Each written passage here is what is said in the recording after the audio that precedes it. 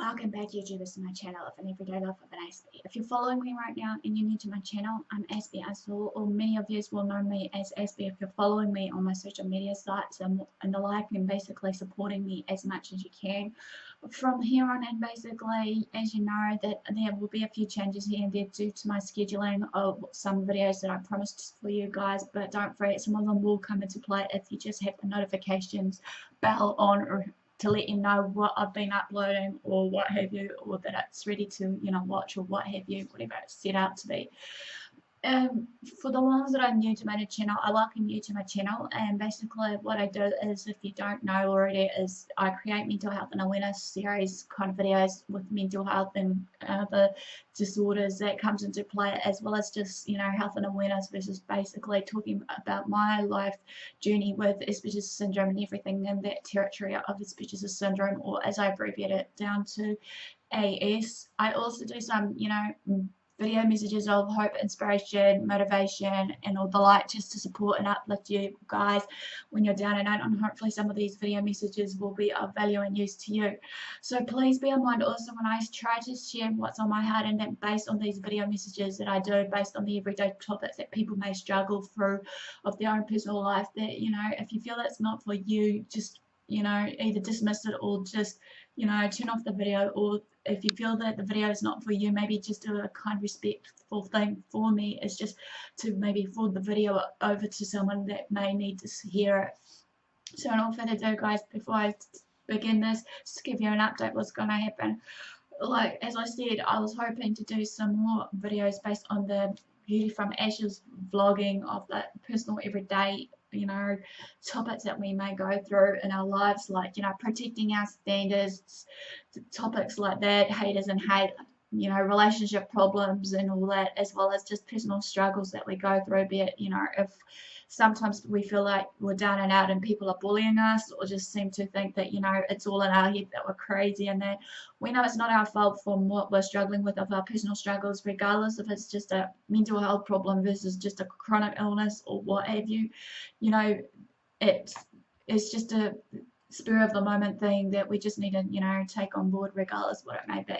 So no further ado, guys, basically before I run out of time, this one's going to be a quick overview before I hopefully in next year get back into the mental health part of my series, as well as the body system disorders of certain problems in the body systems, as well as the human anatomy physiology, that I'm hoping to talk about now, even though I've talked about social anxiety versus panic attacks and whatnot before, but that one was based in the public place.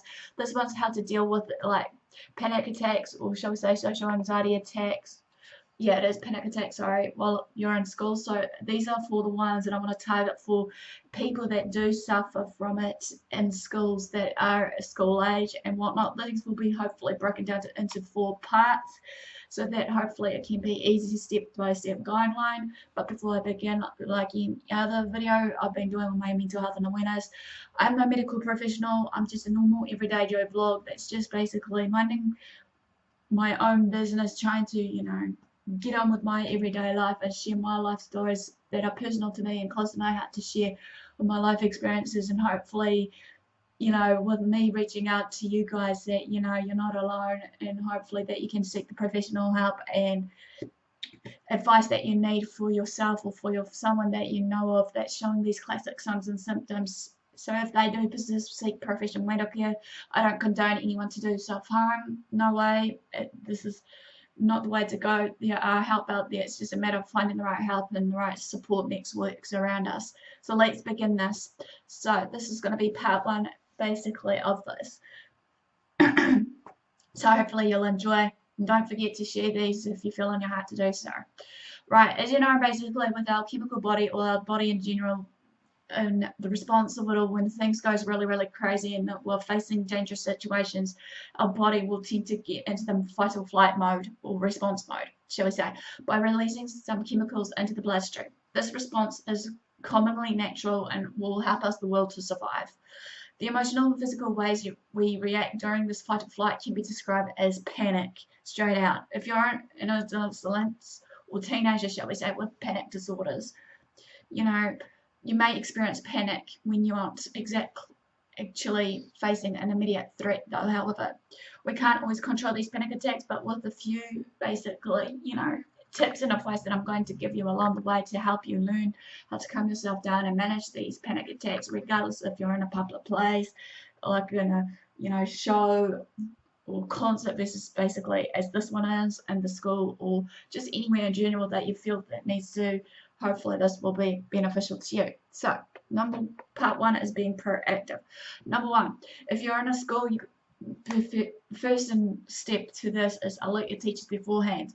This is important, obviously, so that the teachers know what's going to happen, and in order to do this, this may minimize any disruptions around you during class time if it is going on sets there and then. Do tell your teacher that you suffer from anxiety or you have anxiety and you tend to have these panic attacks.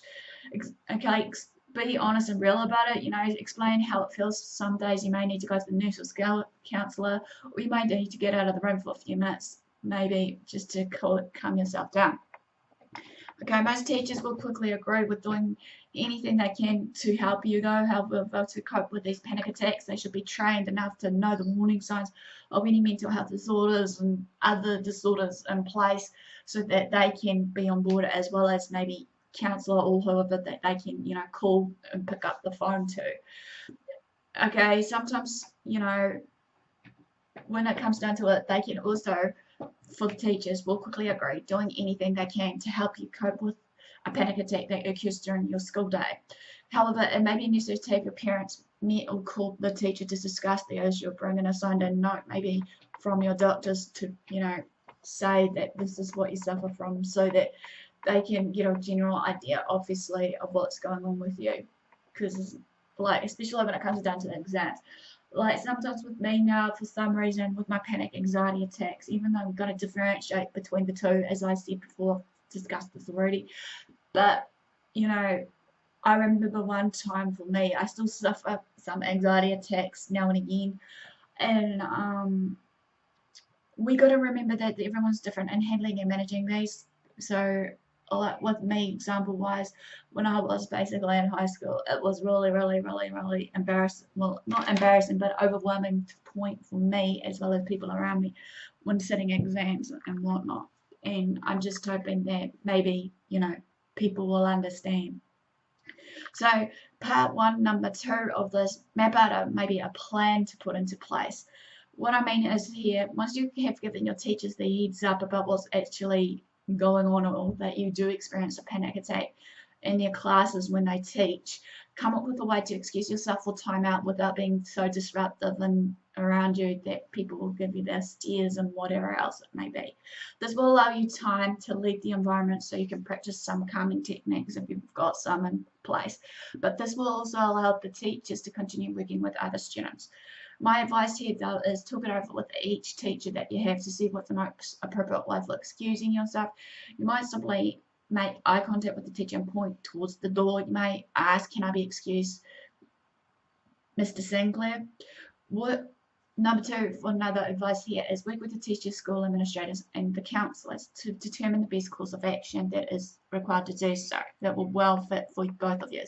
You may be able to take a seat near the door to avoid disrupting the class when you have to leave to deal with the panic. Number three, decide where you will go when your panic attack strikes. This is important because obviously when it comes down to it, as I said before, that we need to know when it happens, why it happens, and all this, how it happens, and that hopefully with all these who, what, why, where's, and whatever it may be, we can come up with a possible solution to manage and, treat this on the spot if we can. But in all further ado, though, guys, how you cope with panic attacks during school will determine the resources that is readily available for you, however. For example, you may be able to take time out in the school nurse or counsellor's office, since many teens will deal with anxiety and panic. Therefore, these professionals will know what to do to help you, as well as helping you to stay calm. My advice or tip here is, if it's not possible for you to visit the school nurse or counsellor, however, you might discuss with your teachers or principal whether you can go into a restaurant or walk outside for some fresh air just for a few minutes.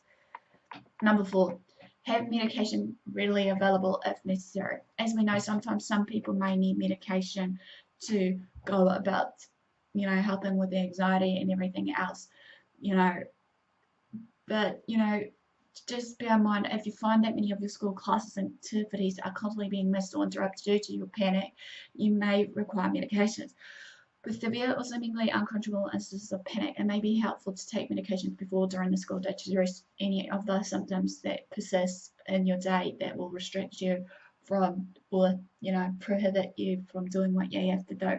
As we know, basically in this day and age, as I said before, with anxiety and every other mental health disorder or some chronic illnesses as well, we'll put it out there, that sometimes it can hinder our lives. It can affect us in a way mentally, sexually, and the like.